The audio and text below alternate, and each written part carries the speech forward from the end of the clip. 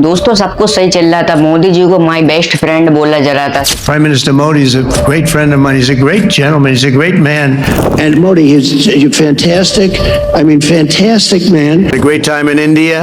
It was an incredible 2 days, and he's a great friend of mine, and he's a friend of his people. सड़कों पर rallies निकाली जा रही थी।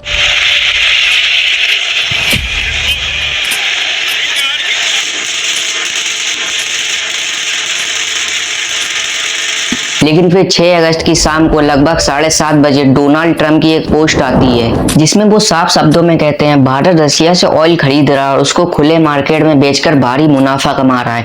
और जो दोस्तों रसिया और यूक्रेन की जो वॉर चल रही है उसमें रसिया की वॉर मशीन को मदद मिल रही है यूक्रेन से लड़ने में। उन्हें परवाह नहीं है कि कितने लोग रशिया की वॉर मशीन से मारे जा रहे हैं और इसी वजह से वो भारत पर काफी टैरिफ बढ़ाने जा रहे हैं। और उसके ठीक अगले दिन यानी कि 7 अगस्त को डोनाल्ड ट्रंप भारत पर 25% टैरिफ लगा देते हैं।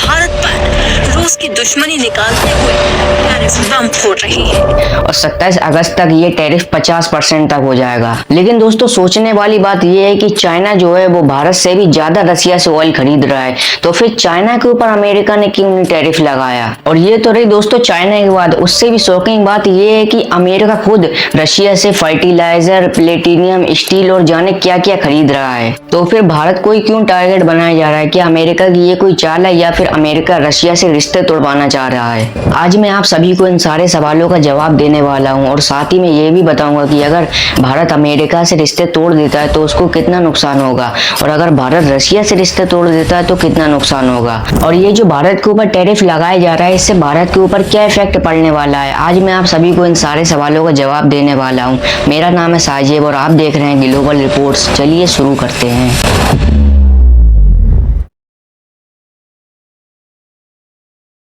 तो दोस्तों सबसे पहला सवाल है कि ट्रम्प का मानना है कि भारत रसिया के साथ है और उसको सपोर्ट कर रहा है। तो इसके जवाब में भारत का कहना है कि ना ही उसने यूक्रेन को सपोर्ट कर रहा है और ना ही उसने रसिया को, वो सिर्फ रसिया के साथ डिफेंस, ऑयल और इकोनॉमी के रिश्ते बनाए हुए हैं। भारत चाहता है कि ये लड़ाई बातचीत से खत्म हो, कोई भी खून खराबा ना हो और एक बार दुनिया में फिर से शांति लौटे। लेकिन ट्रम्प का मानना है कि भारत रसिया के साथ है और उसको सपोर्ट कर रहा है।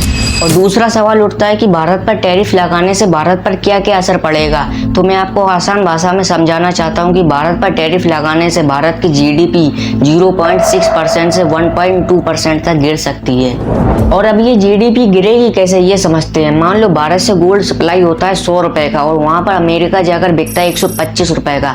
तो अब जो ये 25% जो टैरिफ लगा है इससे अमेरिका में गोल्ड हो जाएगा 125 रुपए का। मतलब जो गोल्ड इंडिया से 100 रुपए का जाता था, 125 का बिकता था, अब 125 का वहां पर पहुंचेगा, जिसे दुकानदार अपनी प्रॉफिट 25% ऐड कर 156 रुपए का बेचेगा। और ये जो दोस्तों गोल्ड पर महंगाई बढ़ गई है तो अमेरिका के लोग उस चीज को कम खरीदना पसंद करेंगे, जिससे इंडिया के जीडीपी में गिरावट आएगी। और जो दोस्तों 50% का टैरिफ 27 अगस्त को लग गया है तो इंडिया की चीजें और भी ज्यादा अमेरिका में महंगी बिकने लगेंगी, जिससे अमेरिका के लोग इंडिया की चीजों को और भी ज्यादा कम खरीदना पसंद करने लगेंगे। तो इंडिया की जीडीपी में और भी ज्यादा गिरावट आने लगेगी। तो अब आपको समझ में आ गया होगा ये जीडीपी गिरती कैसे है। और आपकी जानकारी के लिए बता दूं कि अमेरिका ने सिर्फ भारत पर ही टैरिफ नहीं लगाया है, बल्कि उसने यूरोप यूनियन, कनाडा, मैक्सिको और तुर्की जैसे देशों पर भी टैरिफ लगाया है। लेकिन एक सवाल अभी भी आपके दिमाग में होगा कि इतने अच्छे संबंध होने के बाद भी भारत के ऊपर इतना बड़ा टैरिफ अमेरिका ने लगाया क्यों? तो जवाब है अमेरिका चाहता है कि भारत रसिया से दूरी बनाए, यूक्रेन को सपोर्ट करे और रसिया को कमजोर किया जाए।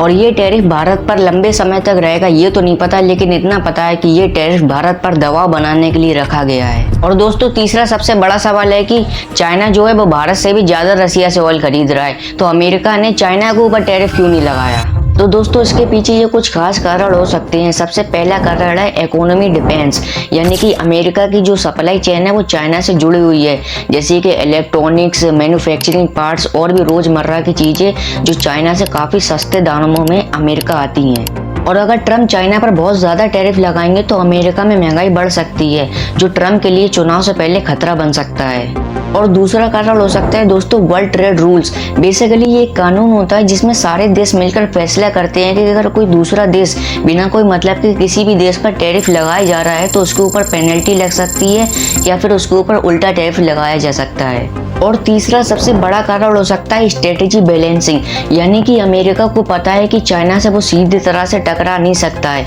क्योंकि अगर चाइना से वो सीधी तरह से टकराया तो चाइना भी उसको मुंह तोड़ जवाब देगा। जैसा कि पहले भी आपने देखा हो कि अमेरिका ने 6 जुलाई 2018 को चाइना के 34 बिलियन सामान पर 25% का टैरिफ लगाया था, तो चाइना ने भी अमेरिका के 34 बिलियन सामान पर 25% का टैरिफ लगाया था।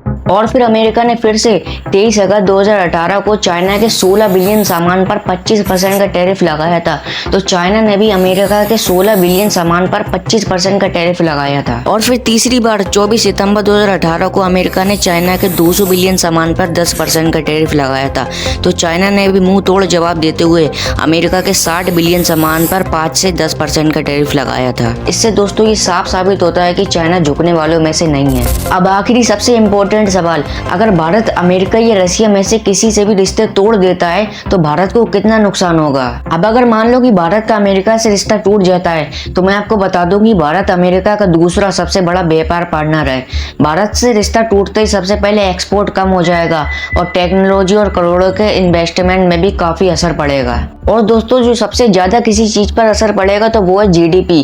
भारत से अमेरिका का रिश्ता टूटते ही सबसे पहले जीडीपी डाउन होगी और नए मार्केट और दूसरे देशों से रिश्ते बनाने में थोड़ा टाइम लगेगा। अब अगर भारत रसिया से रिश्ते तोड़ देता है तो भारत रसिया का सबसे बड़ा हथियार सप्लायर है, जिससे भारत की सिक्योरिटी पर असर पड़ेगा। और इसके साथ साथ भारत रसिया से कच्चा तेल और ऑयल भी खरीदता है, जिससे भारत के लिए और भी ज्यादा मुश्किल हो जाएगी। तो भारत के लिए ये दोनों फैसले लेना बहुत ज्यादा इम्पॉसिबल है। तो आप अपनी राय कमेंट में जरूर बताना। Thank you.